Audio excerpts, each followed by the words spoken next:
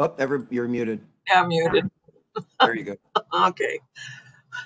I'd like to call the meeting of the Board of Zoning Appeals to order on this Monday, July 27th. Mrs. Kukla, you have something to read into the record. Would you like me to call the roll first, Madam Chair? Sure. Ms. Barnes? Barnes is here. Ms. Faith?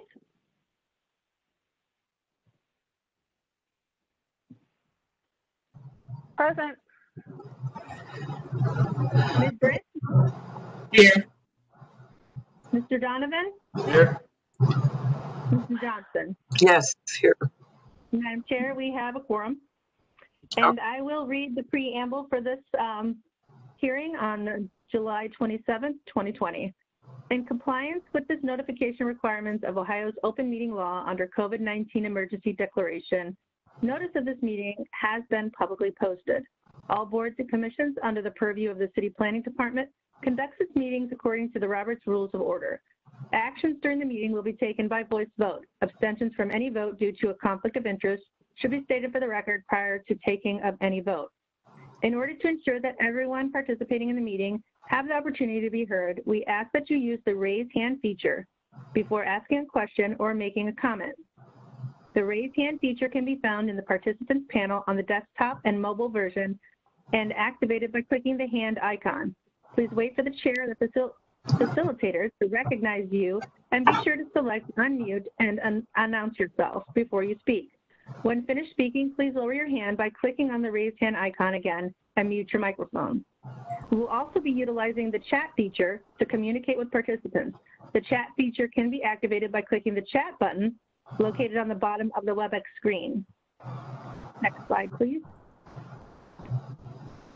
All meeting activity is being recorded via the WebEx platform. These proceedings are also being live streamed via YouTube for public view. We have provided a link to the meeting for those who wish to speak on a particular case via our website and email. We've also received emails from those who have provided written comments on a particular matter. Back to you, Madam Chair. Thank you very much. Calendar 20055. Ms. Faith, will you? Oh. Madam Chair, we have a postponement. Oh, it's okay. Calendar 19-301 has been previously postponed to August the 10th. Without objection, board? Without objection. Thank you. Without objection. Thank you. Okay. Now we'll start with calendar. Go ahead, Ms. Faith, on 20-055. Right.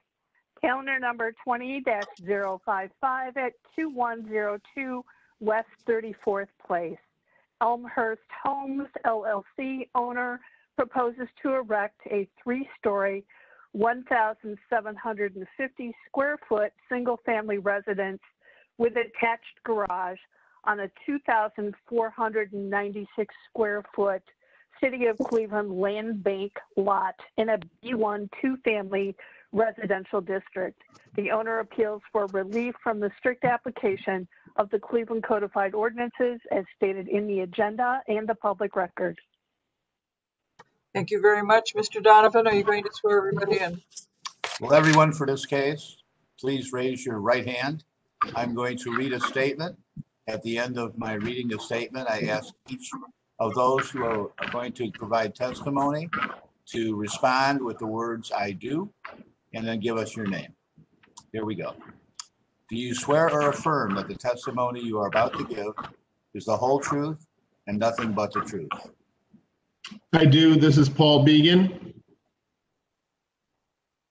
Any others? It appears we only have one person testifying. Thank you very much, Mr. Donovan. History of the property, please, Mrs. Kukla. Madam Chair, we have Alba Perez with their hand raised. Were you here for this case? You're muted.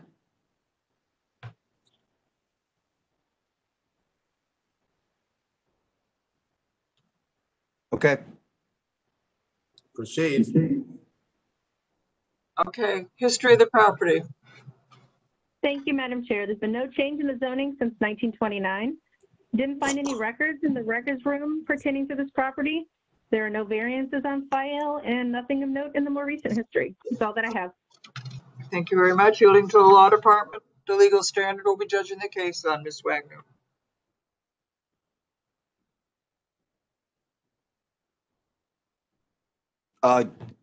She might be muted. Hold on. Lori, Yeah. go ahead. Am I I think was I muted? you were muted. Go ahead. Madam Chair, members of the board, appellant is seeking area variances from the minimum lot area, maximum gross floor area, and rear yard regulations of the zoning code. To obtain the area variances, appellant must prove that denying the request will create a practical difficulty not generally shared by other land or buildings in the same district, will deprive the appellant of substantial property rights, and that granting the variances will not be contrary to the purpose and intent of the zoning code. Thank you very much, Ms. Wagner. Mr. Began, are you going to be presenting the case? Yes, Madam Chair. Larry Apple, who is the owner of Elmhurst Homes and this particular parcel, he sent out an email request to allow me to present for him this morning. His wife had to go into emergency surgery. I actually spoke with him. He's still at the hospital this morning, so he cannot attend, but he did send out an email authorization for me to present for him on his behalf. Hold on a moment. Liz, did you receive it? Yes, Madam Chair, we do have it. Thank you very much. Go ahead, Mr. Began. Sure.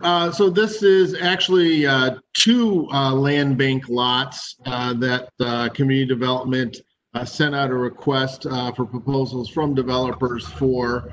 The two lots have been combined into this single parcel, which is being presented to you for this project.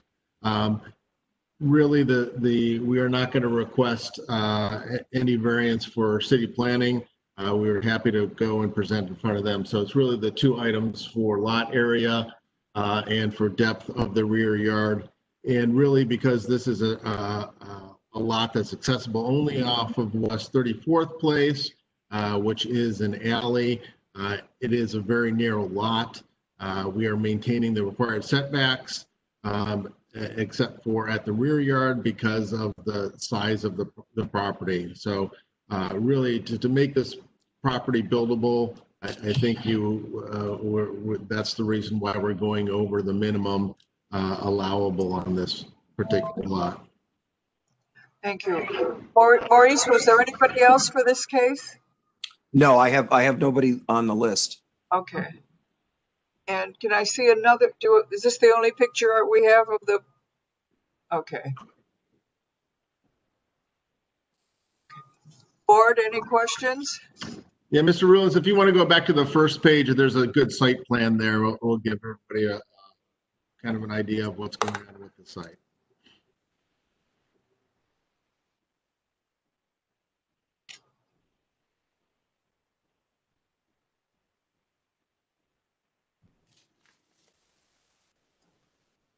Okay. Board, any other questions? I don't know. Do we have any other elevations, or can we go to the elevation drawing? Oh, we Sure. can, sure.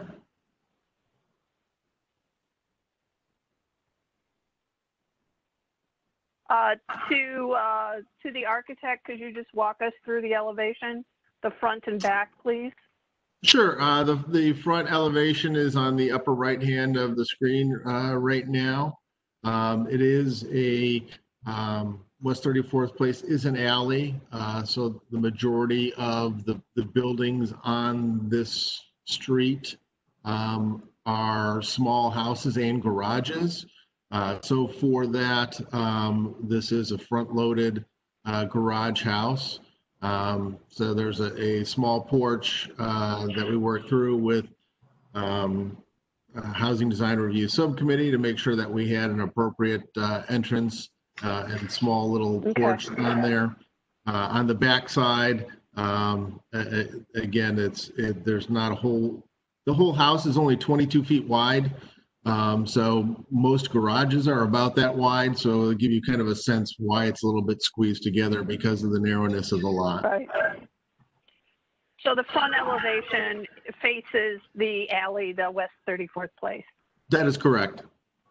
Okay, great. That's all I had. Thank you. Thank you. Any other questions? Madam Chair, Yes, go ahead, I Maurice. just wanted to give you my, the city planning recommendation. We're Thank you. recommending approval of this project. As Mr. Beacon pointed out, it's on an alley. We normally don't recommend approval of front-loaded garages. This house is on an alley, so that's actually why it was not written up for that. There is an exception to that. And the other variances are common variances that we grant for new residential construction. And the design has been approved by the HDRS committee. Thank you very much. I was looking for Shannon. That's why I wasn't overlooking you. Okay, I will entertain a motion if there are no other questions. Madam Chair, I'll make a motion. Okay, Given the testimony for calendar number 20-055 and the approval that has already been received by the city planning department, I move that we approve this variance. do I have a second? This is Kelly, second. Call the roll. And Madam Chair, that is with the understanding that item number 3 is not within your jurisdiction to grant Correct. regarding the Planning Commission approval. Okay, I'll call the roll. Ms. Barnes? Yes. Ms. Britt? Yes. Ms. Faith? Yes. Mr. Donovan? Yes. Ms. Johnson? Yes. Calendar 20-55 is granted. Thank you very much. Thank you, Mr. Beacon. Calendar 20-056. Is Portia done here, Maurice? Yes. Good Yes, she morning. is. Okay, great. Go ahead, Alana. She's all new to me. Okay, calendar number 20-056 at 2927 East 115th Street. Portia Dunn, owner. What is that? I'm trying to figure out who it is. I got it. Thank you. Okay. I'll continue. Portia Dunn, owner, proposes to establish use as a state licensed residential facility in a B1 two-family residential district. The owner appeals for relief from the strict application of the Cleveland Codified Ordinances as stated in the agenda and the public record. Would you please read number 2, Miss Faith? Section number 2. Yes. Section 337.02H and 337.03, which state that a residential facility as defined in Chapter 325 of this zoning code and for 1 to 5 unrelated persons is permitted provided is located not less than 1,000 feet from another residential facility. Proposed use is within 1,000 feet of 2 existing residential facilities, the E-Car House Adult Group Home at 11607 Honeydale and the Delphia Sparks Adult Home at 11301 Parkview, filed March 11th, 2020. Thank you very much. Mr. Donovan, please swear everybody in. All right. Well, everyone for this case, kindly raise your right hand. I'm going to make a statement. At the end of that statement, I'm looking for the response. The response is I do, and then your name. Here we go. Do you swear or affirm that the testimony you are about to give is the whole truth and nothing but the truth? I do. Portia Dunn. All right. Any others? We do not appear to have anyone else, Mr. Donovan. Okay, thank you very much. The history of the property, please, Mrs. Kukla. Thank you, Madam Chair. There's been no change in the zoning since 1929. In the records room I found in 1921, a 2-story dwelling was erected along with a 1-story garage. In 1922, a 1-story addition identified as a store addition was made to the property. There are no variances on file, and in the more recent history, I found in 2014, there was a certificate of disclosure issued stating that the authorized use of the property is single family. And then there was also in October of 2019, rental registration was issued to the property. And that's all that I have, Madam Chair. Thank you very much. Yielding to the Law Department, Ms. Wagner. Thank you, Madam Chair, members of the board. The appellant is seeking an area variance from the spacing regulations of the zoning code. To obtain the area variance, the appellant must prove that denying the request will create a practical difficulty not generally shared by other land or buildings in the same district, will deprive the appellant of substantial property rights, and that granting the variance will not be contrary to the purpose and intent of the zoning code. Thank you very much. Ms. Dunn, please tell us exactly what you'd like to do. Well, I just want to start off by saying hi, everybody. I had started working at Aristocrat Berea. I've been out there for 7 years at a nursing home working on a mental health unit. And since I was working on the mental health unit, I purchased my home 5 years ago. And as working more and more, I would see some people leave the nursing home and go to a group home. So it was something I started to be interested in.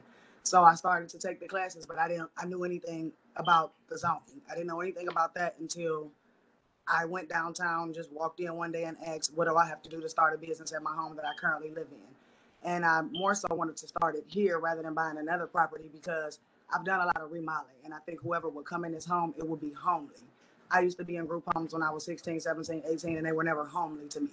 So that was my whole goal, was to try to help people that are leaving the nursing home or looking for somewhere to stay so that I can provide in a nice home where they can kind of be independent. I've got handicap rails installed. I've got dishwasher installed. I did a lot to the home that I'm currently living in for the simple fact that I want them to be comfortable. And I applied for the zoning permit, and I didn't know that it was a procedure like it is now. So I've been walking down there every day, January, February, asking questions, and then I finally appealed it when I got the letter telling me no. So we're here now. So I just want to make it a group home between 1 to 5 people because I have 5 bedrooms and me and my kids are moving. You understand the law, though, that you're within 1,000 feet of 2 other residential facilities. Yes, the one on Honeydale, I don't know if it's 1,000 feet because it's behind, because my backyard is really, really big, but it's like around the corner from me. I see it all the time because I live here at this house. And the one on 113th, I ride past that one all the time too because I see people sitting outside on the porch. So I didn't know anything about it until I received a letter telling me that I couldn't have it because there was 2, the Aletha Sparks home and the other house. You can have the charger. I didn't know that until I received the letter. The first time when I appealed it and they sent me the denial stating why. And I read it in detail. I went back down there. I asked the guy at the counter and he told me that it was 2 around the corner from me. Are you looking at your screen now? We have a diagram that's where the 2 are. The 2 red stars are the 2 other homes, and yours would be the blue star. Can you see that? Yes, the one red one to the right, that would be Honeydale, right? Right. Because that's off 116th behind my yard. And yeah. The other one, I think, is a couple blocks over. Yes. Yeah. Yes, I see that. Okay. There's nobody else. So we didn't hear from the councilman or the local development corporation or from the planner, did we, Maurice? Madam Chair, no, I have not heard from anybody on this. Ms. Kukla, have we received any letters for this property? No, I haven't received any letters either way.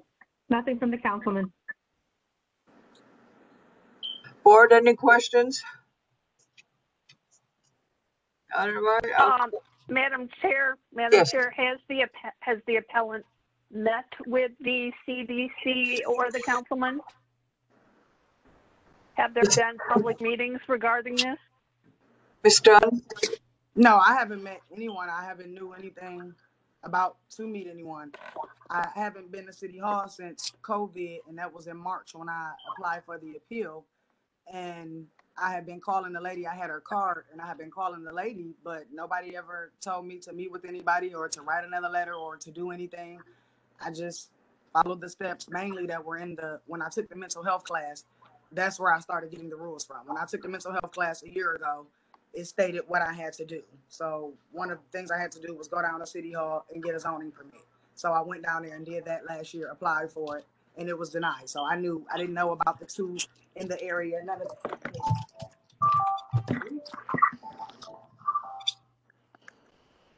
Hello? Madam Chair, it's in fairness to the appellant, given the situation with the shutdown of City Hall due to COVID, perhaps we should postpone this so she has an opportunity to work with the city planner and meet with the CDC and the council person before we make a decision on this? Well, my only comment would be that it's not going to change the 1,000-foot rule. 1,000 feet is 1,000 feet. My aunt has two group homes, and they're both on the same street. That's the only reason why I applied for the appeal. If I knew it was going to be a definite no, I wouldn't have applied for the appeal. But I know several people that have group homes, and they have them on the same street. My contractor, he's doing work for a lady who has one on 123rd and Buckeye, which is 10 blocks up. I'm 15, it's 8 blocks up. And then she bought another building 2 houses down on the same street. My aunt has the Wright family home on 140th and Kinsman, and then she has another one 2 houses down. So that's the only reason why I appealed, because I know people that have 2 on the same street, which is well within 1,000 feet. They're called illegal. Madam Chair, this is Kelly. Although I understand it's the 1,000-foot rule, I think we've given most other appellants the opportunity to do due diligence before they come back. And it seems like Ms. Dunn wasn't aware of what she needed to do prior to coming to BZA. So if we give her the opportunity to, to make those connections up front before she comes back, I would be okay with that. Thank you. I will do whatever I have to do to make those connections, because I don't want to sell my house and I don't want to rent it out to anybody. I would rather be here taking care of people on a regular, because I will be a good provider. I've done this and I've been in this field for 8 years. Yeah, there's no guarantee of anything. It's just that we allow appellants for this to talk to their council person and the CDC and area city planner to put something together before they come to BZA. So. Okay. So if I was to buy another property, if it is a final no, how do I get the zoning permit first? Do I look at the property, get the address, and see about that before I buy a property? Because I'm not stopping here if it is a final no. Exactly. That makes sense. You may want to. I think you may want to make sure the other 2 group homes are legal. In other words, you may want to make sure they're still operational. Okay. So the zoning permits always, I would do like I did now, go ask about the address before I buy another property. Right. Correct. And they will be able to, and some houses there's none within that fee. Okay. So now I know. Okay. All right. Well, I'm going to still try. So how do I meet with the CDC and councilman? Call them up. Well, Madam Chair, yes.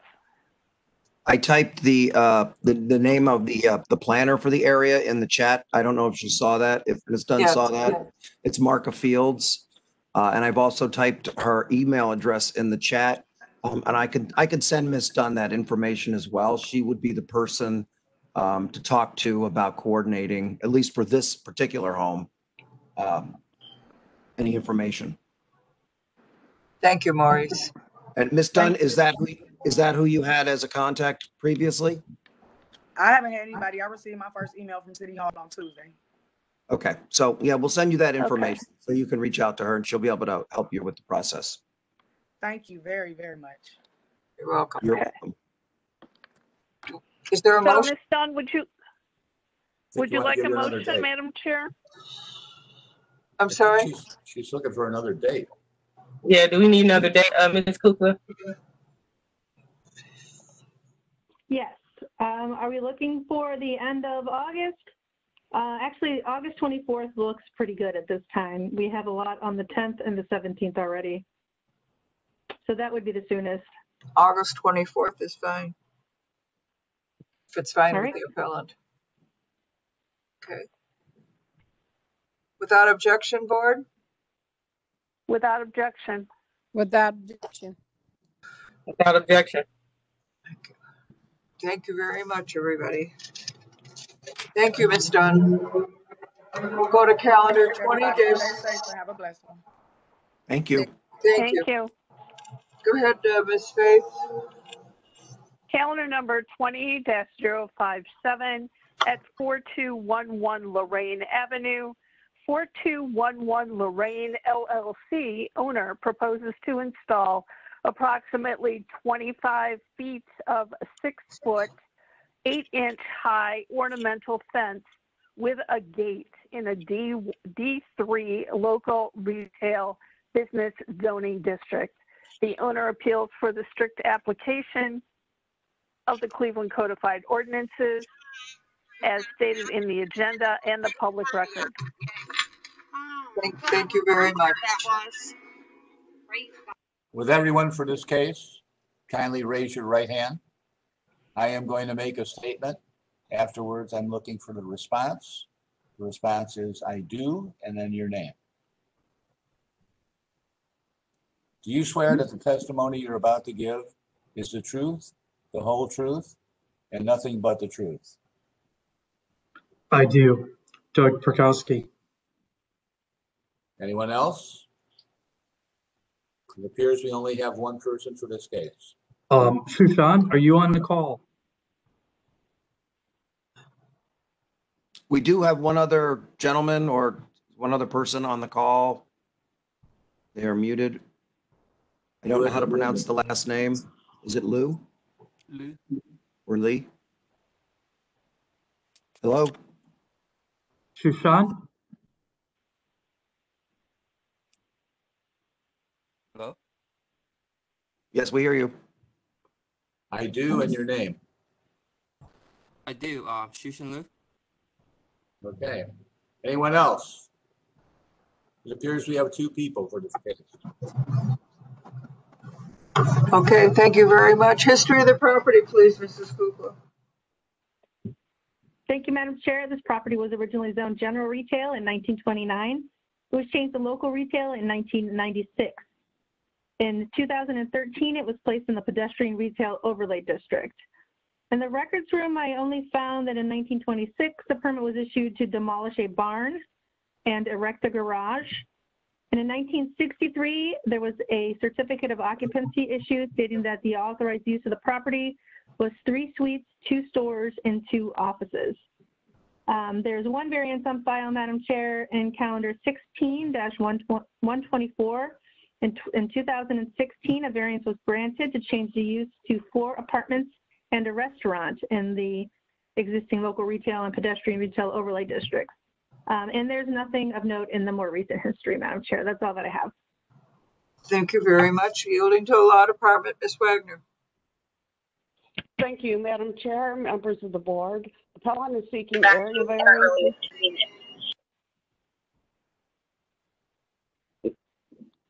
Go ahead, Lori. Someone unmuted themselves.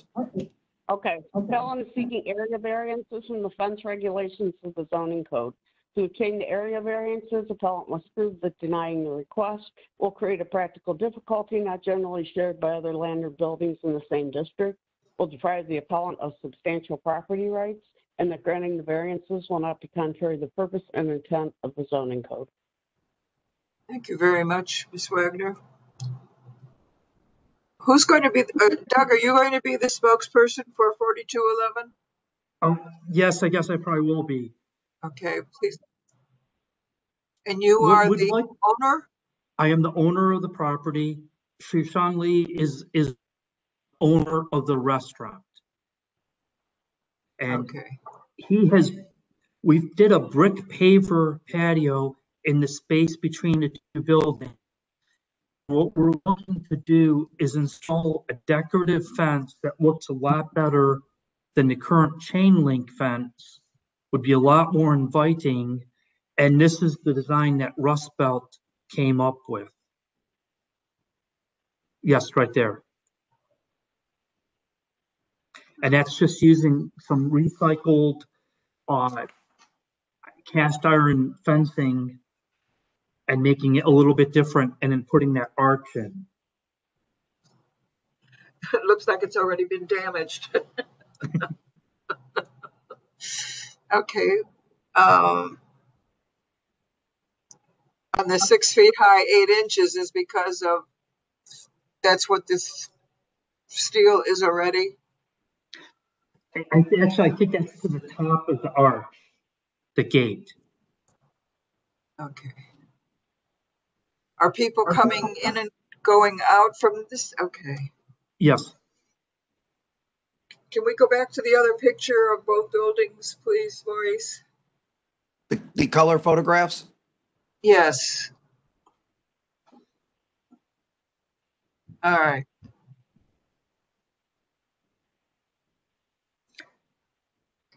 So you can see the brick pavers that were installed on the ground. Yes.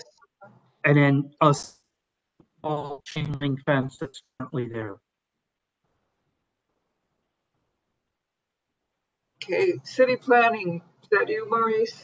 That would be me, Madam Chair. Yes, we support this variance. This is more like a piece of art, public art, than it is an actual fence. And it's a vast improvement over the chain link. It's more than 50% transparent. So yeah, we fully support this. Thank you. Any other questions, board? If not, I I'll have a question, Madam Chair. Ms. Lopez. Just wondering the width of the walkway and the distance between the two buildings, please. Mr. Prokowski. I believe it's about 20 feet. Okay. And the width of the walkway? That walkway, I believe, is 8 feet. Shushan, Shushan, you would have a better idea than I do. I believe it's 6. Okay. That's probably correct. Madam Chair, I'd make a motion. Yes.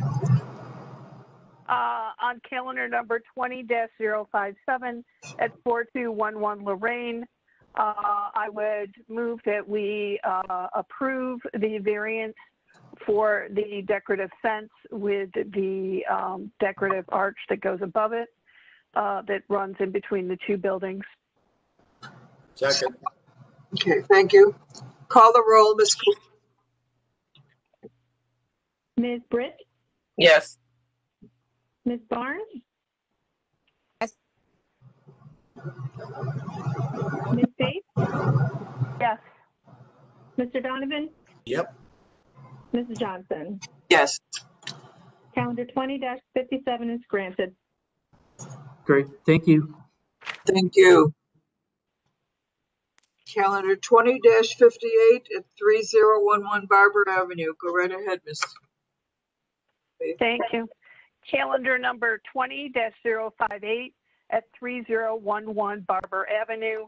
Vince Gonzalez, owner, proposes to erect a 20-foot by 24-foot, one-story frame detached gable garage with existing apron and driveway in a D1 two-family residential district. The owner appeals for the strict relief of the Cleveland Codified Ordinances as stated in the agenda and the public record. Thank you very much. Mr. Donovan? Everyone for this case, kindly raise your right hand. I'm going to make a statement. At the end of the statement, the response is "I do," followed by your name. Ready? Do you swear or affirm that the testimony you are about to give is the whole truth and nothing but the truth? Hello, this is Diane checking in. Okay, your response is "I do" and your name.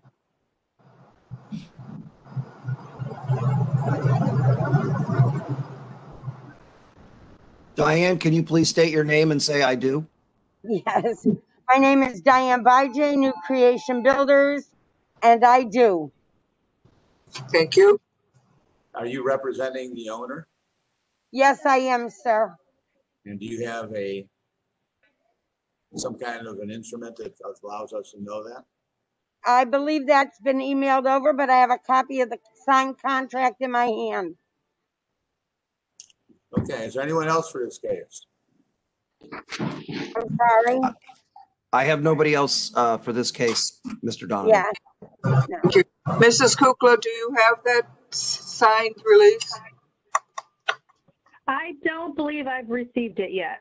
So if Ms. Bijak could forward it to me after the meeting, that would be great. Thank you. Thank you very much. History of the property. Thank you, Madam Chair. There's been no change in the zoning since 1929. The records room, I only found a permit was issued in 1893 to erect a shed addition. There are no variances on file, and in the more recent history, I only found that in 2005, there was a vacant lot cleanup fee assessed to the property, and that's all that I have, Madam Chair. Okay, the legal standard will be judging the case on, please, Ms. Wagner. Thank you, Madam Chair, members of the board. Appellant is seeking an area variance from the garage placement regulations of the zoning code. To obtain the area variance, appellant must prove that denying the request will create a practical difficulty not generally shared by other land or buildings in the same district, will deprive the appellant of substantial property rights, and that granting the variance will not be contrary to the purpose and intent of the zoning code. Thank you very much. Ms. Dunn, tell us, Diane, please tell us exactly what they'd like to do. Would you like me to explain it? Yes. Okay. I originally contracted with this gentleman in October of 18. This is how long this has been going on. I got to Mr. Wells or Marco Torres, and it got lost. 3 months later, we reapplied again and found out that we needed to do a survey and combine the front and the back lot. That took several months, and it got lost again. So just about the time all this hit, we had all our ducks in a row. But this homeowner has taken a lot of time, money, and energy consolidating the lot. And this is the only place on the lot, especially because of the existing driveway and apron, that this garage will work.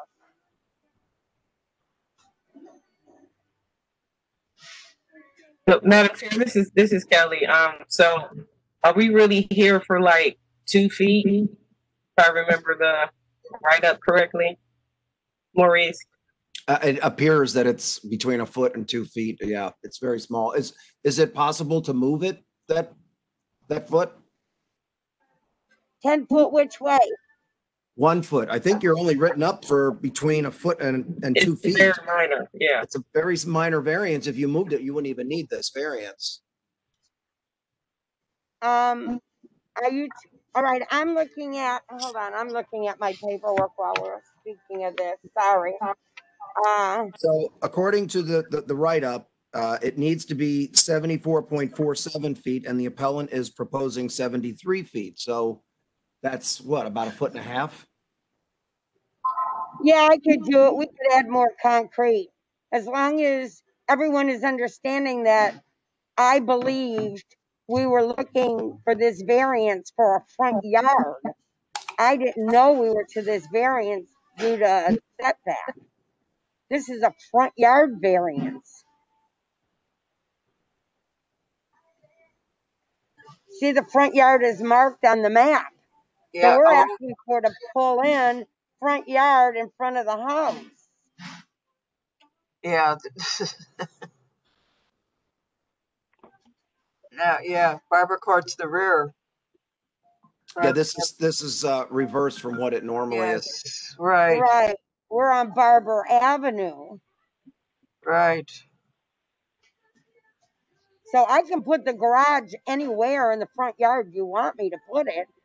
But the fact is it will still be in the front of the property. No. And as you can see, there's no room to put it in the back. It would be impossible. The rear of the house sits on the rear property line Madam by Chair, 7 feet. we have Ms. Kukla with her hand raised. Mrs. Kukla, go ahead. Madam Chair, I just wanted to confirm that the notice of non-conformance only stated what's written on the agenda.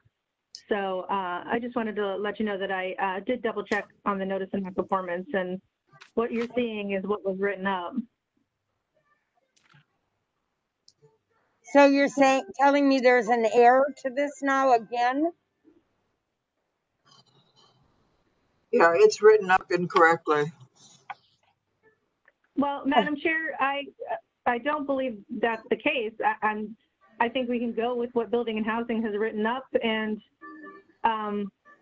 you know, I don't think we need to. I don't think we have a representative from Building and Housing here either. But they wrote it up as it is. They're going to give the permit if we give the variance. I don't believe that. I don't see any error. I don't know what the error would be. The error is they're putting the garage in the front yard from Barber Avenue. The write-ups that thinks that it's Barber Court. No, that's incorrect. That's the problem.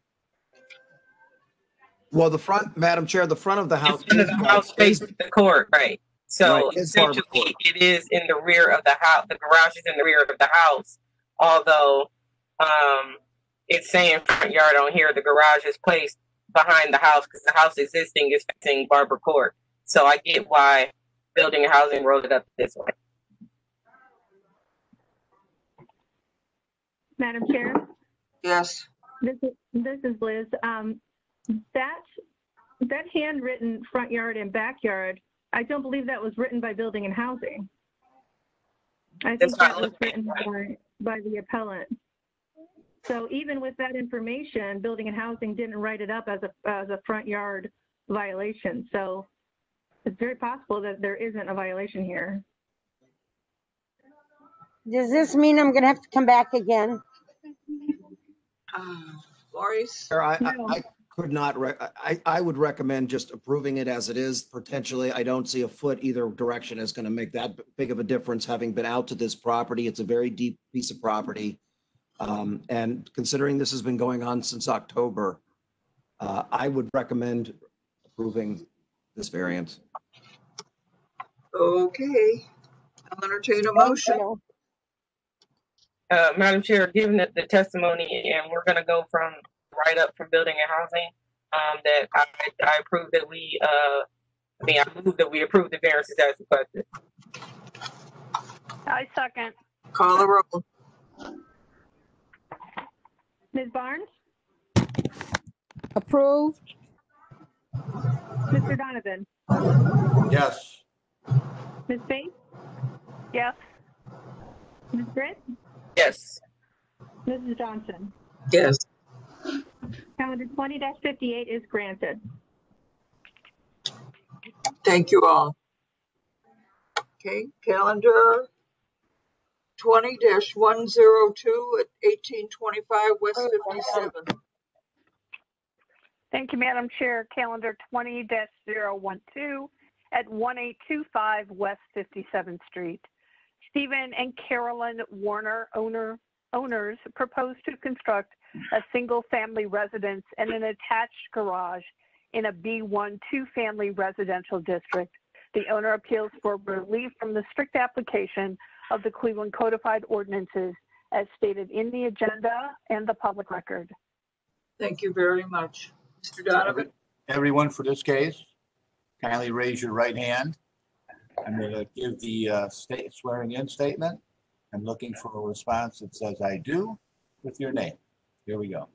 Do you swear or affirm that the testimony you're about to give is the whole truth and nothing but the truth? The Warners are mute. The Warners are muted. Let me unmute you. There you go. Okay. I do, Stephen Warner, right here. Thank you. I do, Adam Davenport. Okay. Anyone else? We have Candace. Yeah, I do, Candace Papato. I do. Justin Hamill. I do. Ari Warner. All right, well, appears we have 5 people. Okay. History of the property, please. Thank you, Madam Chair. There's been no change in the zoning since 1929. In the records room, I found a permit was issued in 1923 to erect a one-story garage. In 1953, a permit was issued to repair tornado damage on the property. There's one variance on file, Madam Chair, in calendar 19-273. A variance was granted to erect a 2,200 square foot addition. The area variance that was granted at that time was a 250 square foot overage. And then, Madam Chair, there's nothing of note in the more recent history. Thank you very much. Yielding to the Law Department, Ms. Wagner. Thank you, Madam Chair, members of the board. Appellant is seeking area variances from the maximum gross floor area and fence regulations of the zoning code. To obtain the area variances, appellant must prove that denying the request will create a practical difficulty not generally shared by other land or buildings in the same district, will deprive the appellant of substantial property rights, and that granting the variances will not be contrary to the purpose and intent of the zoning code. Thank you very much. Mr. Warner, are you going to be the spokesperson? That would be fine. Okay, tell us exactly what you'd like to do. Okay, we proposed this house back in November, and we attended a zoning meeting. The variance was approved to add the square footage. We started as a renovation. City planning, of course, wanted us to save the front facade of the house, as it, has historical significance in the area.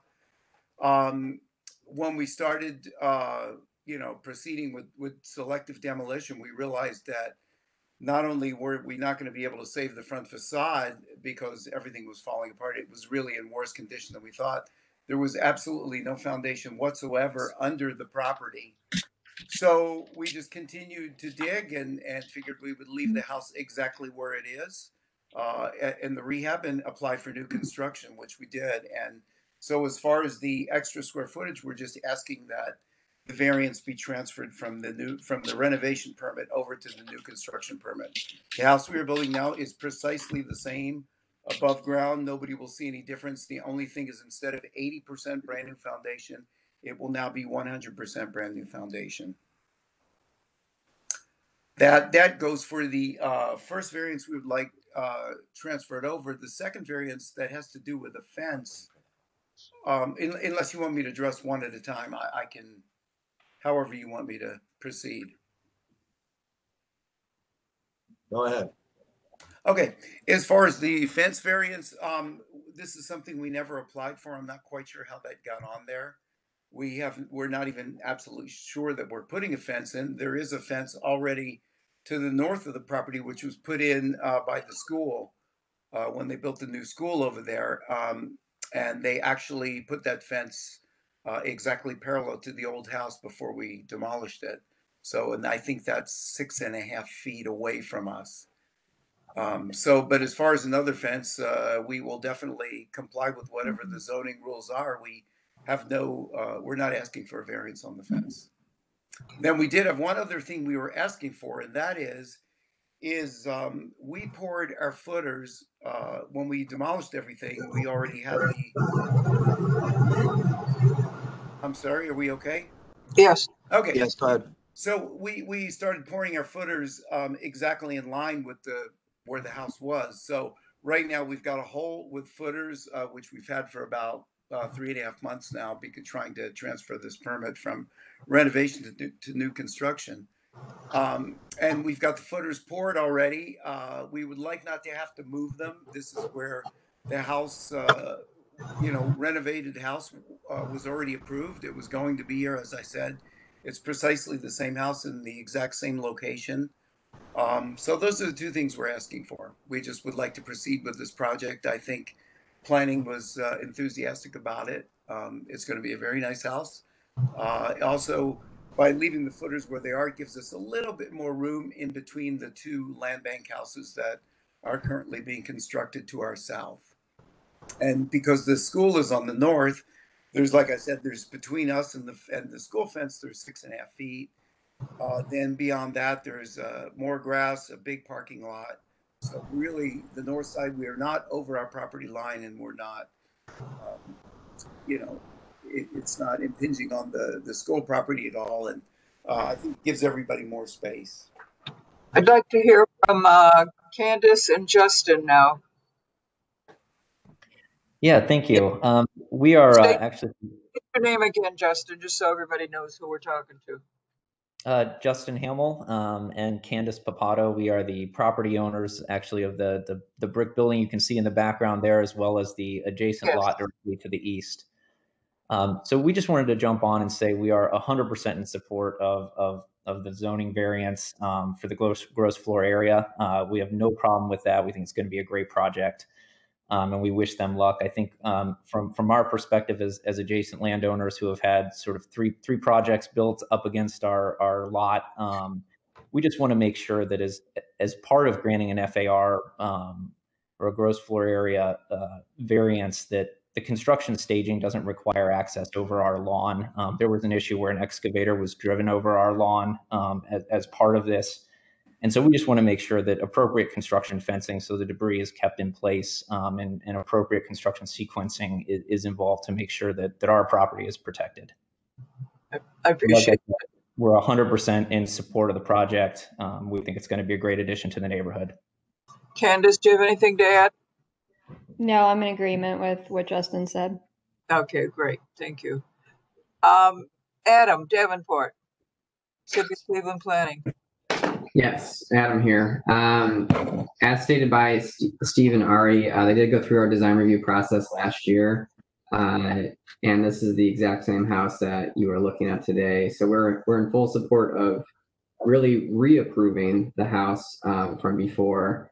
And this is kind of an example of, if this was a renovation, the board would have only saw it for the floor area requirement. But since it's a new construction, now all these other variances come into play. But we're happy with the design. The Cuyahoga Land Bank is filling in some houses next door as well. We're happy to get a few more houses on the street. Thank you. Thank you very much. I'd like to go back to Mr. Warner.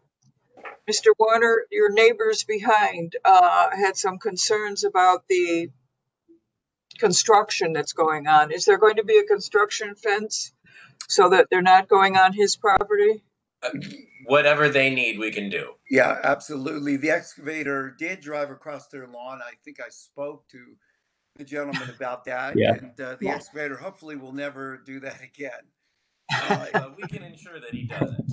Yeah, we will ensure that it doesn't happen. There also is another problem up front, as you see in the picture.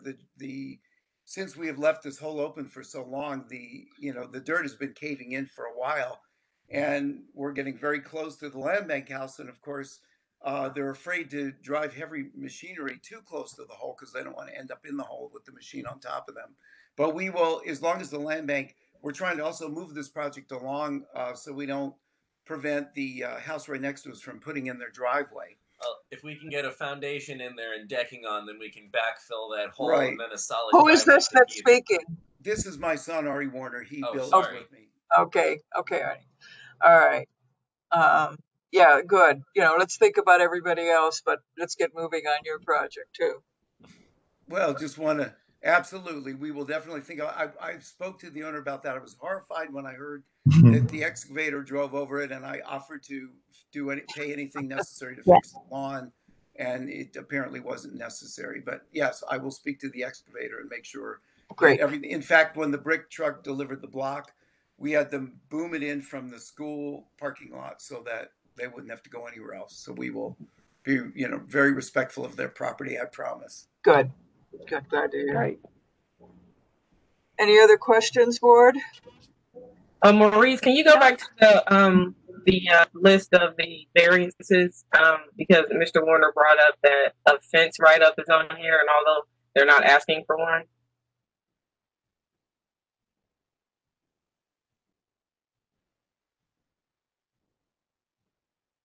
Yes, the second one.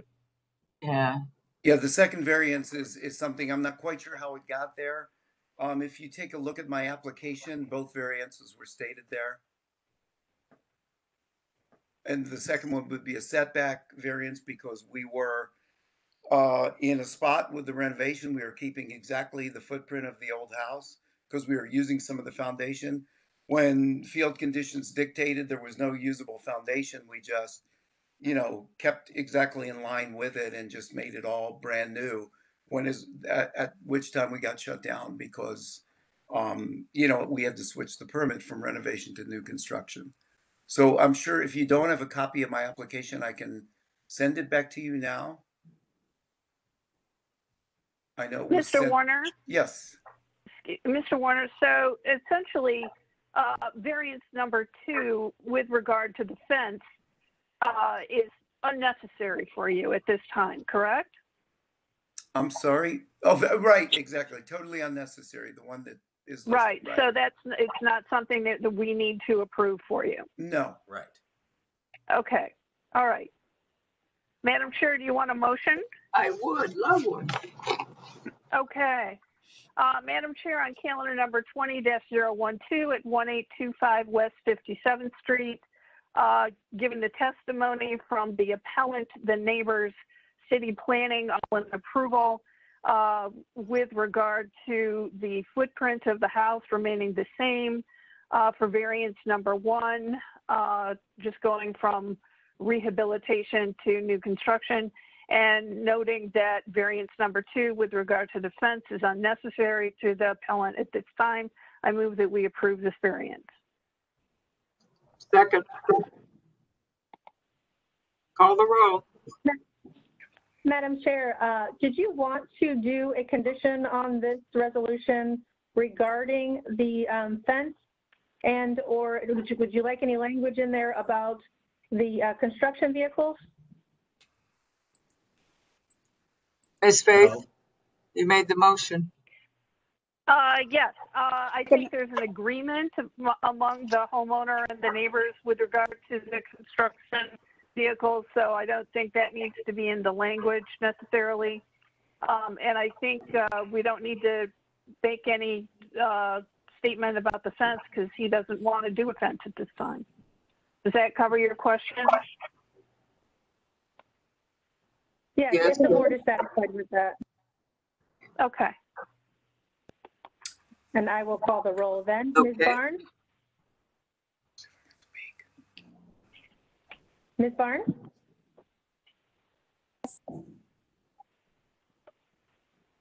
Did we lose Ms. Barnes? No, she's here. I think she just said yes. Ms. Barnes?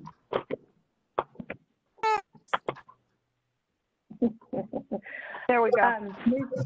Thank you. Ms. Britt? Yes. Mr. Donovan? Yes. Ms. Faith? Yes.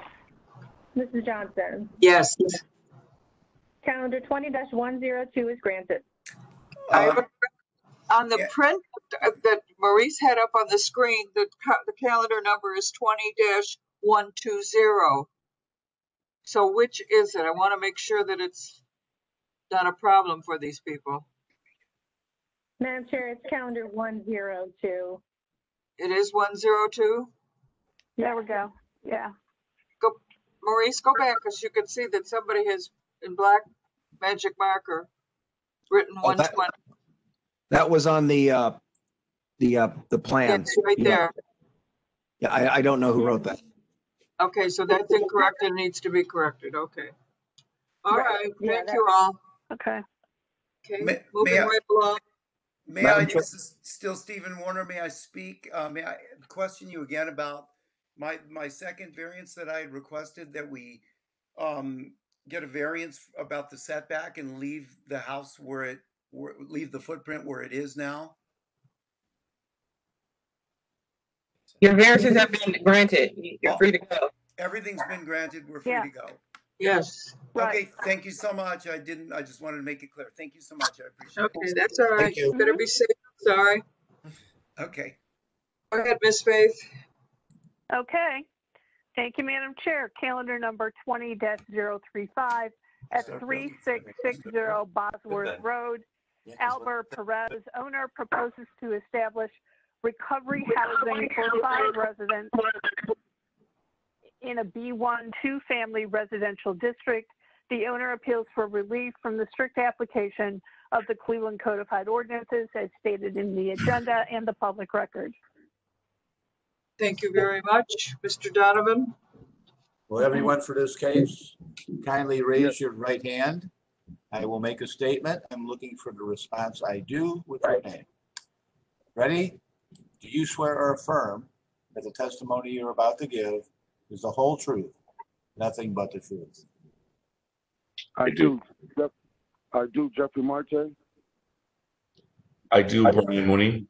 I don't know that stuff. I do, Adam Davenport. That is all? We have Alba Perez. They are muted. Would you, if you unmute yourself, state your name, and I do. Alba?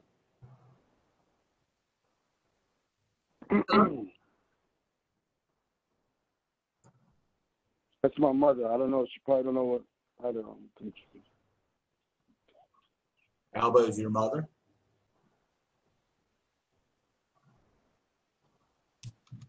Well, let us continue. She gonna. Well, Mr. Chairman, I got our attorney. I mean, if she's not chiming in. Oh, that's fine. We already had the history. Is he swear? Is he going to say I do? That he swore it did? Oh, fine. I guess evidently. The legal standard will be judging the case then? Thank you, Madam Chair, members of the board. Appellant is seeking an area variance from the spacing regulations of the zoning code. To obtain the area variance, appellant must prove that denying the request will create a practical difficulty not generally shared by other land or buildings in the same district, will deprive the appellant of substantial property rights, and that granting the variance will not be contrary to the purpose and intent of the zoning code. Thank you very much. Mr. Perez, tell us exactly what you and your mother would like to do. I mean, basically what you're trying to do is sober house living for men after rehab, the next step after rehab. We'll be giving room and board and education, meetings, guiding them to, to be productive, healthy, strong, independent men. Well, I met with I've spoken to the council, I believe Mr. Mooney said today. I've spoken to Davenport for the city planning. Well, this is like, I believe, the third meeting we have. We have Mr. Peter to speak to to set up a community meeting, but behind the COVID-19, we wasn't able to do that. And the councilman, Mr. Mooney, explained to me that he was going to send out some letters, which we have done, which you guys did a couple months before too, and see what the community thought about opening, but I never got no response. So basically, that's what we stand at today. Is I did everything I was supposed to do, so especially in you guys' hands now. Okay. Who else is on the line, Maurice? I'm saying the councilman. We usually have councilman go last, Mr. Boney. Madam Chair, I have no one else on the line other than, Ms. Perez, but. And Adam Davenport was sworn in? And Adam Davenport and the councilman. Okay, I would like to hear from Adam first. Hi, this is Adam. Mostly, city planning is taking the same kind of response that we were before. We are listening to the concerns of the community and the council person, and are happy that the owner is improving this house, but are concerned about I think the write-up was for 10 people, and there should, the house really does not fit that many people and doesn't have that many bedrooms for that amount of tenants. I think there was an original write-up or a request at the last meeting for 5 or maybe 4, and then there was one other manager in the house as well. And so I think that needs to be clarified, but So I guess I'll look to hear that as well. And that's pretty much it for our position. Thank you.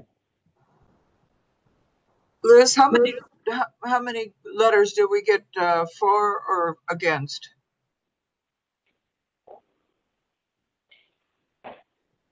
Ms. Kukla, you're muted. Oh, I apologize. I thought you said Maurice.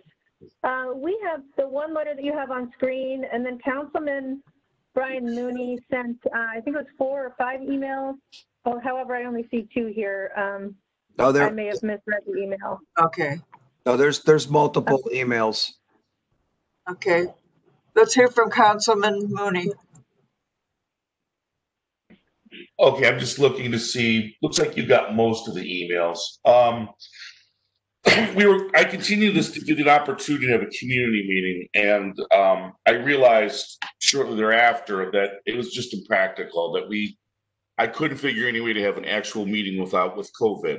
So I did respond in the email to Ms. Kukla and to the Mr. Marte that I would draft a letter asking the community to have input. And I gave a copy of that letter to Ms. Kukla.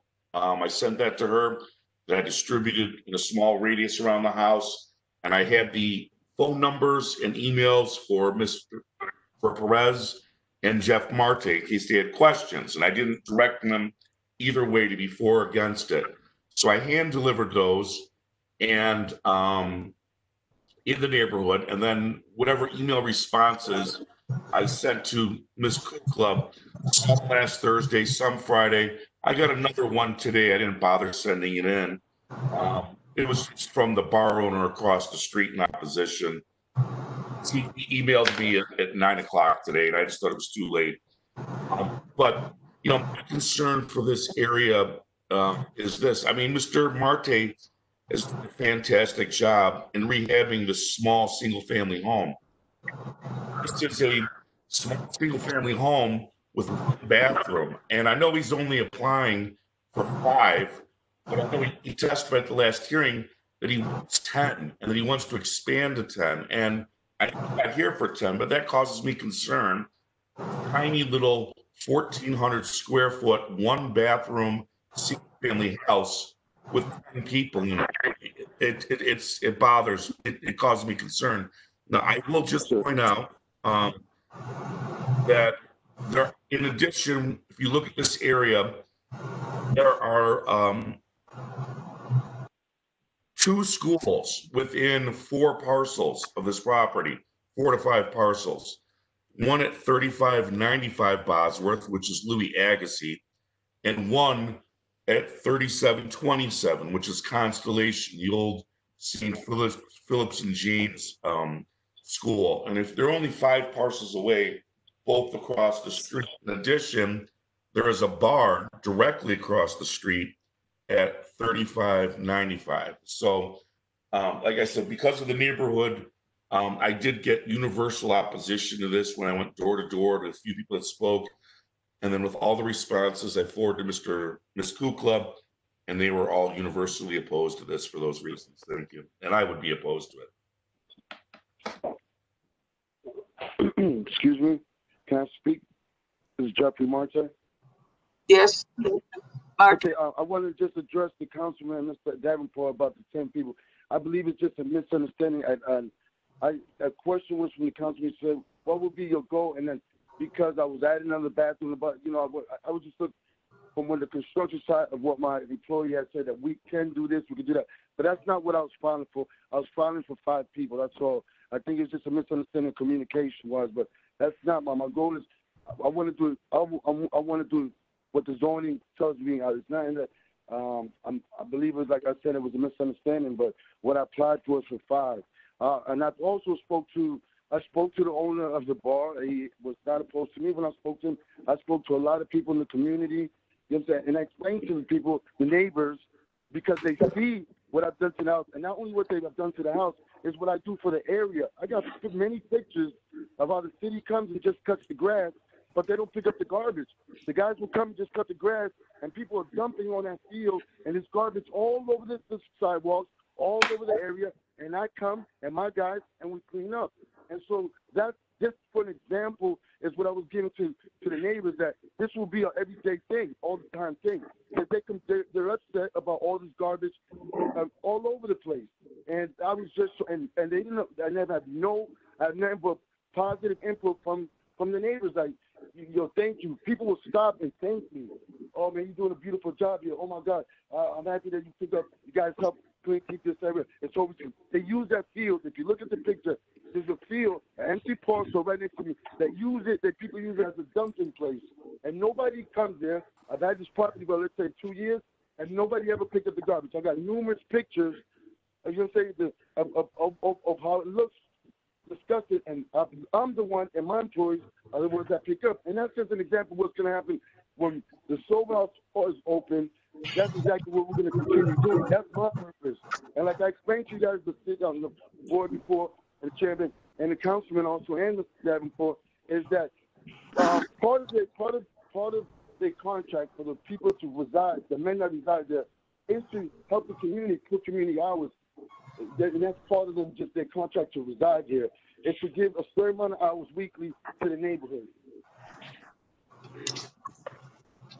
And like I said, my goal is just 5 people. Like I said, I believe it was a miscommunication in the email.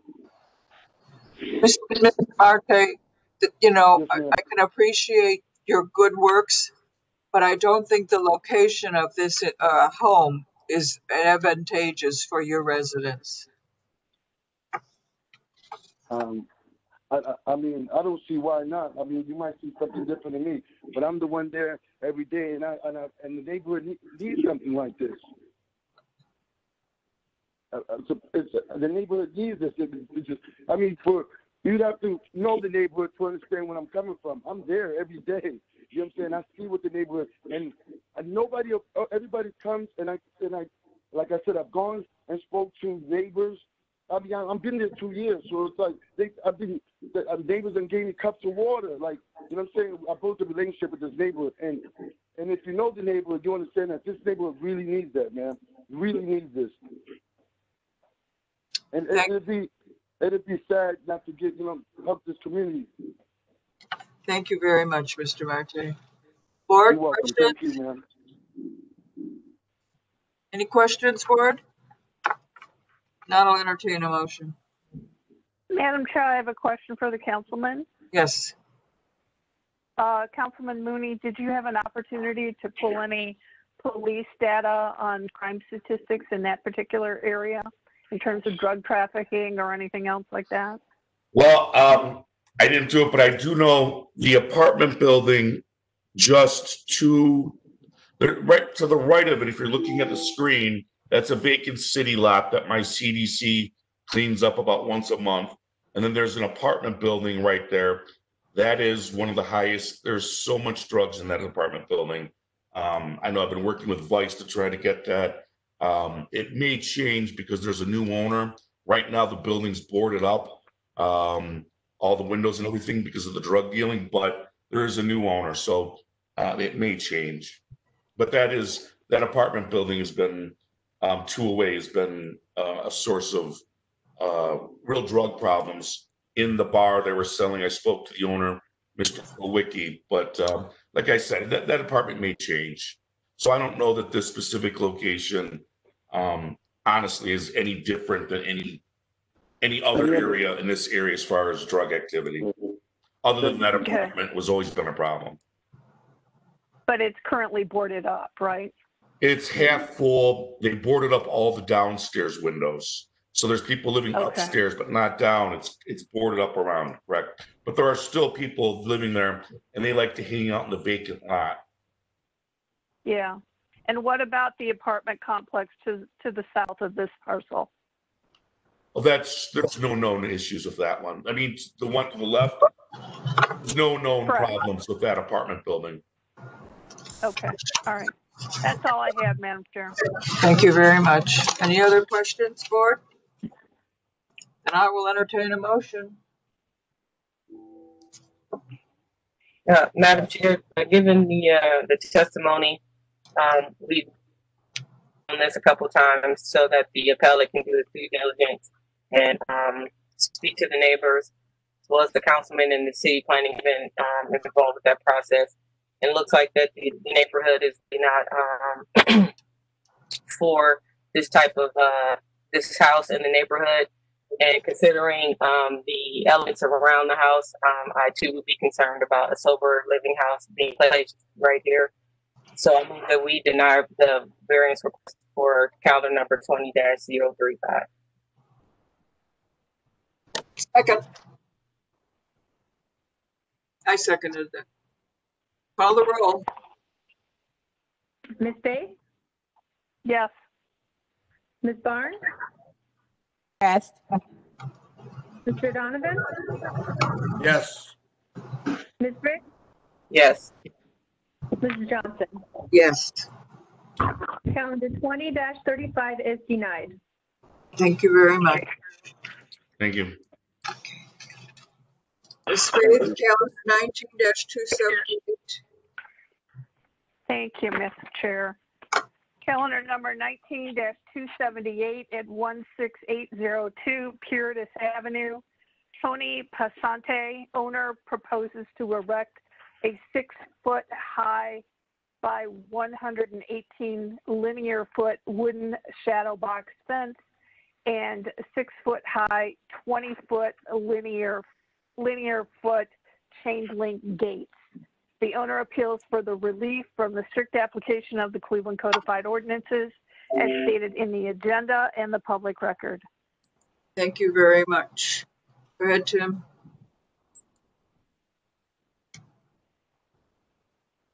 You're muted, Tim.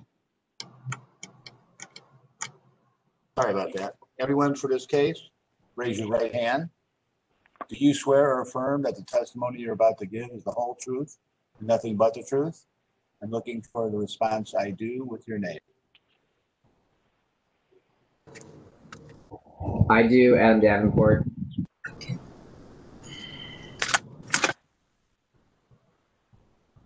We not have an appellant? Yes, Mr. Passante, we did not hear you. Yeah, I do. Okay. That's it? That's all I have. Have we heard this case before, Ms. Cooper? Yep. Yes. So we've had testimony. Okay, it doesn't say on the record. Okay. The legal standard will be judging the case on, please. Ms. Mack. Thank you, Madam Chair, members of the board. Appellant is seeking area variances from the fence regulations of the zoning code and board approval of a chain link fence in a side street yard. To obtain the area variances, appellant must prove that denying the request will create a practical difficulty not generally shared by other land or buildings in the same district, will deprive the appellant of substantial property rights, and the granting of variances will not be contrary to the purpose and intent of the zoning code. Pursuant to section 35804C, the board may approve a chain link fence in a front or actual side street yard if the board determines that such fences are common in the immediate vicinity of the neighborhood appellant's property. Thank you very much. Mr. Prasant, Yes. have you met with the neighbor? Yes, I have. And give us an update, please. They have a letter. They actually wrote it last night. I've been kind of busy. My wife's ready to pop a baby out. I have the letter. I can get it either emailed over to you or I can show it to you through this, whichever you would like. I emailed it. Okay, my wife said she emailed it to you guys this morning. Well, tell me what it said. Grab the letter, hon. I'm sorry, I'm at work. We were looking for the design, the final design of the fence. The letter says we are okay with the fence placement at 4434 West 168th Street. If need be, you may call us at 419-341-3079 or 419-705-8903. But did you change the plan? I'm sorry, you cut out? Did you change the plan? Did I change what plan? The plan that was originally submitted, I'm looking at with the fence that's way too high that you can't see. No, I didn't. Adam Davenport should be on to explain what's going on. Okay, let's hear from Adam. This is Adam. The fence, I talked to Tony last Thursday. The councilman is also, Councilman Slife, I'm not sure if he's on this call. He's also in support of this scenario and solution that the fence is brought down to 4 feet by the driveway. You need to be able to see those sight lines when backing out. But this is a tricky situation where you have the front yard adjoining for one house, the side yard adjoining for Tony's house across from the rec center. So as long as he takes the house, or the fence down by the driveway and creates those sight lines for when backing out of the driveway, we are okay with the rest of the project. Thank you. So we were looking for a redesign of the fence. We do not have one. Is there an instrument, a document that shows how it got cut down around the driveway for sight lines? It hasn't been cut down as of yet. We were waiting for this meeting to have it taken care of. Well, as I understood it, we were waiting at this meeting to see the redesign of it. Madam Chair, if I could interject. Yes. In recalling this discussion about this fence from the previous time the appellant was before us, the proposed change was to have the fencing decline in a slanting manner from the 6 foot to the 4 foot to meet the height requirement to get it to 4 feet. It was angled, is that what you're saying? The previous explanation was that it was going to go on a slant from the 6 foot to the 4 foot. Okay. So, yeah, right. So that it went down to the 4 feet to meet the requirements. And as Mr. Davenport just explained, that he and the council person had been out to look at it, and given the situation, as Mr. Davenport just said, they're in agreement with that accommodation being made to the fence. Is that correct, Mr. Davenport? Yes, that's exactly right. Both the what you described for the height where it slants down from 6 feet to 4 near the driveway, and the yes, Councilman Slife and myself met out there with Tony quite a while ago. Okay, thank you. Mr. Papanti, do you understand what they said? And we don't have a drawing that shows that, though. That's our problem. Right. Like I said, I haven't had a chance to get out and change the two ends of the fence because we're ready to pop a baby day now. You can't change it until we see the plan. If you could just send a drawing to us. You guys have the drawings of the whole fence? I have it, but I don't have it with the 4 foot. Do we have it, Maurice, with the 4 foot drop?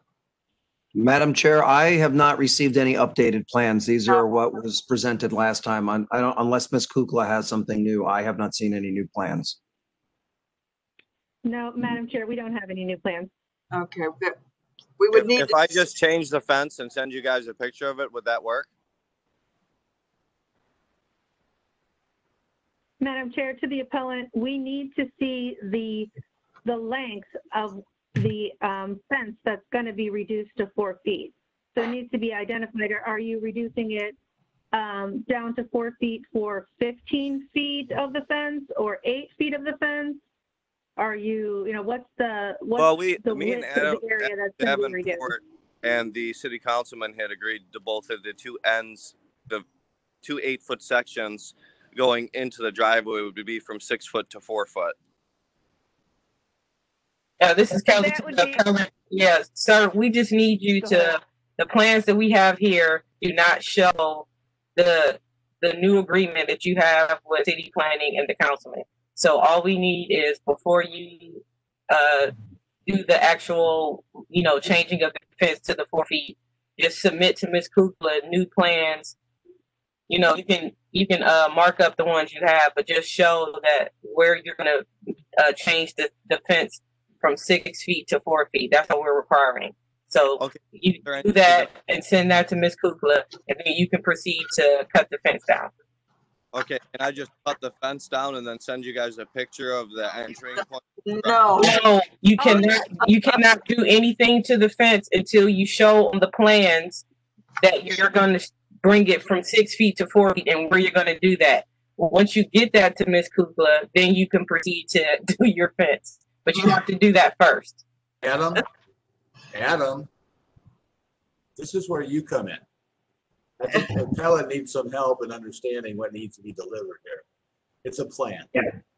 Well, we're as I stated before, we're fine with that. Those 8-foot sections. Give us the damn plan. That's what we're missing. Everybody's fine with everything, but nobody's got the plan. Go and get No, Mr. plan. Donovan. We need to have the plan here before we can ratify this. Madam Chair? Yes. If I may, to the appellant, it could be just taking a photograph of that existing fence and then do a line drawing and marker over the photograph with the dimensions on it and the height and the width, so it's clear as to what you're going to be doing. That's basically what we need. It doesn't have to be anything extravagant, just a simple line drawing. Is that enough for you? And Madam Chair, if I could jump in here, this is Liz Kukla. Is the gate going to be reduced to 4 feet as well? And are we reducing it on the other side of the driveway, or is it just the side near the neighbor at 4434? That's why we need to see the site plan. We need to see exactly what portions are being reduced down. They need to be identified on the site plan. Mr. Passanti, do you have a copy of what you sent us, that little black and white drawing? Yes, I have 2 copies at home. Okay, we don't need to see all the houses, etc. We just need your garage and that driveway with a recommendation of what the councilman and Mr. Davenport have decided. You need to just mark that up maybe in red with the dimensions so that we know what it's going to be. That's all we need. So basically, I could just mark it with a highlighter. That's correct. And just the section showing where it's going to be cut. Yeah, cut the rest all the way. We don't need all of that. Okay, I only have the current picture. I could do it from the current picture if that's all right. That'll work. Okay. Once we have Make sure you have all the dimensions on it. Yeah, it has all the dimensions on it now. Okay, and what the dimension on the gate will be then, okay? Okay. Thank you. Once we have Madam Chair, this is Liz again. Could we get the appellant to explain, is he reducing the height of the gate as well? I've only heard that it's the corner sections. The gate's going to be 4 foot tall, chain link like the gate is. On both sides, right? On both, it's going to be a roll gate. It's going to come across. Okay. And then, are you taking down any portion? Looking at the photo on the right, on the top, are you reducing it down to the left of the driveway as well? Yeah, to the left and the right. Okay, so 8-foot section there, or 16 feet? Are we doing 2? I could write this up in the resolution. That's why I'm asking for the specifics. 2 8-foot, one on each side. The first 2 8-foot sections from 6 foot down to 4 foot.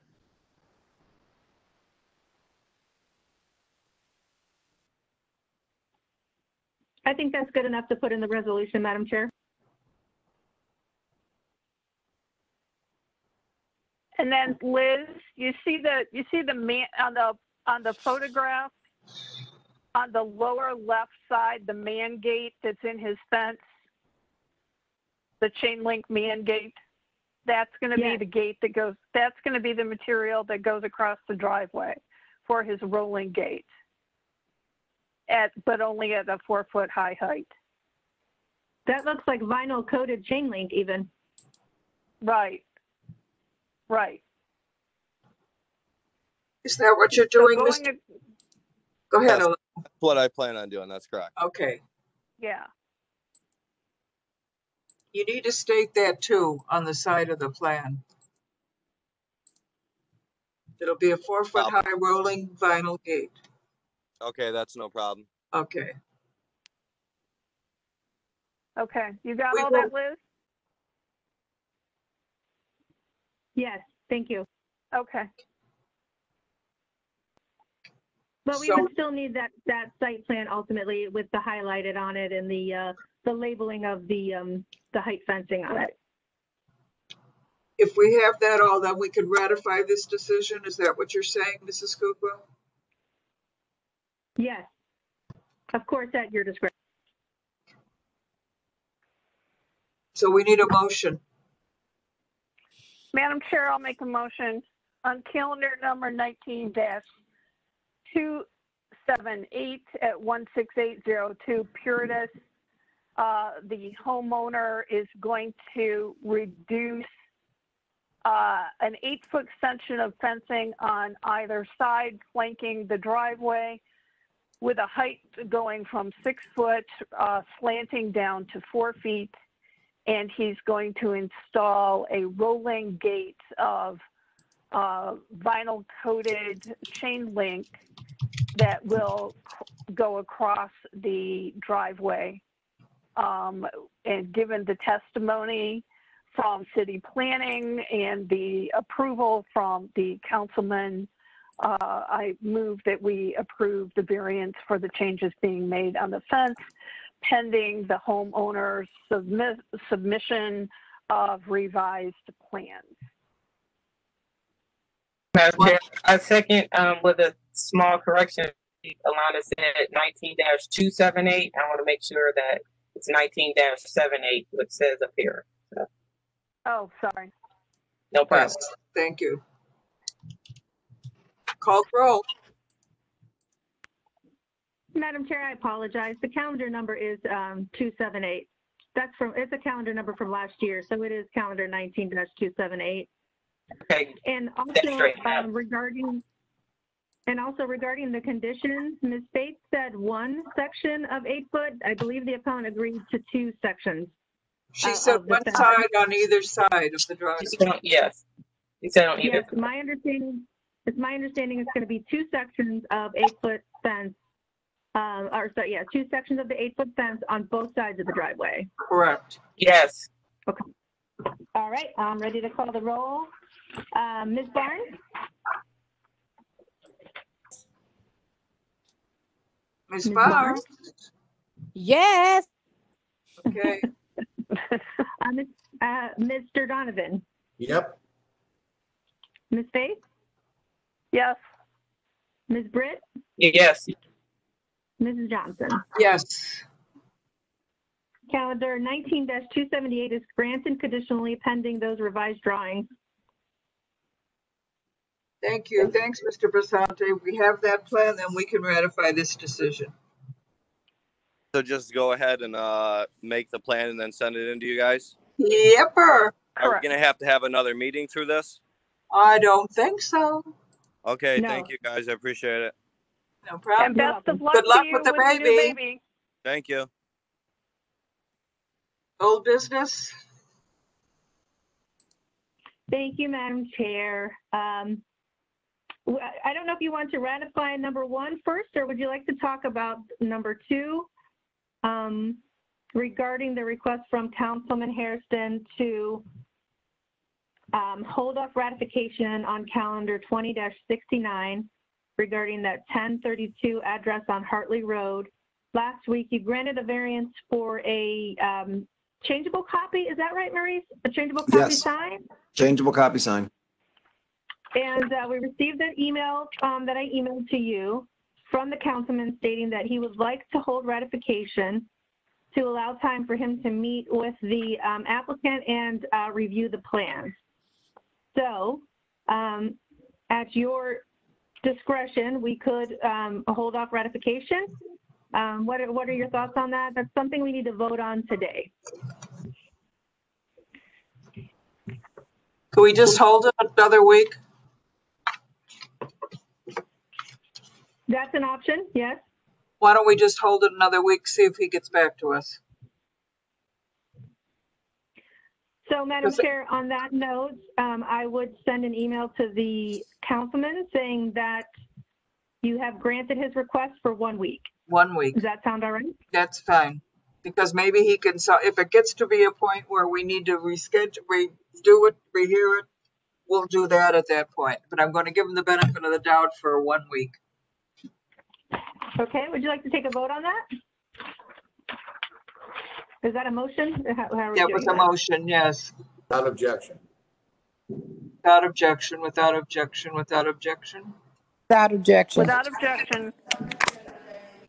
Hearing no objections, we will hold ratification on number 2 until next Monday, August the 2nd.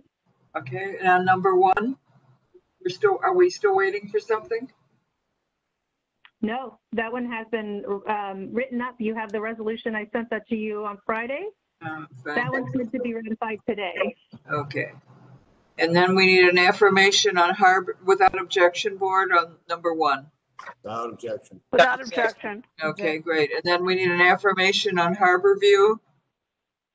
Oh, isn't it nice that both courts agreed with us? Wow. Yeah, look at us. Okay, without objection board.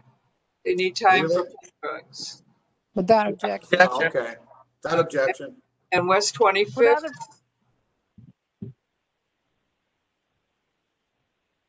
And they need an extension on because of the construction. Yeah. Right. Without objection on West 25th. Without objection. Okay. All right, and disregard that miscellaneous. That's leftover from last week. Okay. Okay. That's all, sir. Have a wonderful week, everybody. I don't think we need a 9 o'clock meeting next week. Do you, Ms. Cooper? She left. Mrs. Cooper? Everybody have a good week. Sorry, I muted myself. I can't think of anything off the top of my head. I just know that Ms. Britt will not be there next week. Next 2 weeks. And the next 2, for the next 2 weeks she won't Good be luck here. to you, Ms. Britt. Thank you. Okay, and then thank you, everyone. Use your vacation and enjoy. Yeah, I will let you know if anything comes up in the week that would need us to meet at 9. Otherwise, we'll meet at 9:30. Excellent. Sounds good. Thank you, guys. Thanks. Enjoy. Thanks, everyone. Good week. Bye-bye. Maurice, are we Bye-bye. staying? Bye.